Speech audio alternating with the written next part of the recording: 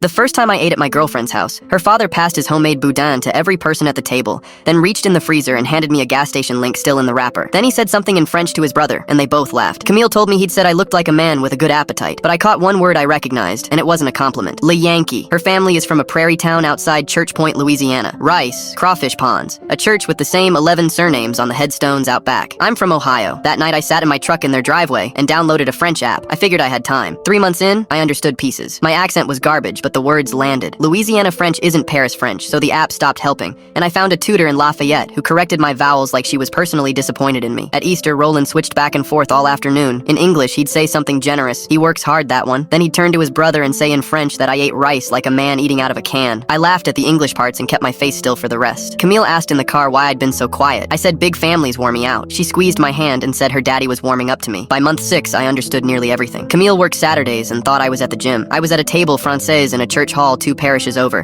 drinking coffee with 8 people in their 80s who spoke nothing but French for 2 hours. That's where I met Miss Eulalie, 88, sharp as a razor. She said I understood like a grown man and cooked like a child, and then she started teaching me. Month 8 nearly ruined it. Camille found my notebook, 300 pages of vocabulary and lines I'd copied word for word out of her father's mouth. She flipped through it, thrilled, and said, maybe I could say the blessing in French at Christmas. I said that sounded nice. By month 10, Roland stopped pretending. He'd switched to French the second I walked in and waved me off, saying it was family business. He told his brother that Yankees think Cajun food comes in a red box at the grocery. His brother told him to quit. Roland shrugged and said it wasn't like I could understand him anyway. Thanksgiving was the low point. He invited a man named Jules, 29, Lafayette, plays accordion in a dance band, French from the cradle. Roland sat him beside Camille and said 4 times what a shame it was that young people were losing the language. Camille kept getting up to check on nothing. Here's what I'd noticed by then, though. Roland talked constantly about the old way. I'd watched him open a jar of roux. I'd watched him use liquid crab boil, a box of rice dressing mix, and andouille from a chain grocery in Crowley. Miss Eulalie grew up 9 miles from his mother. Same church. She still had her mother's recipe cards, written in pencil in French in the 1940s. 3 weeks before Christmas, she looked at me over her coffee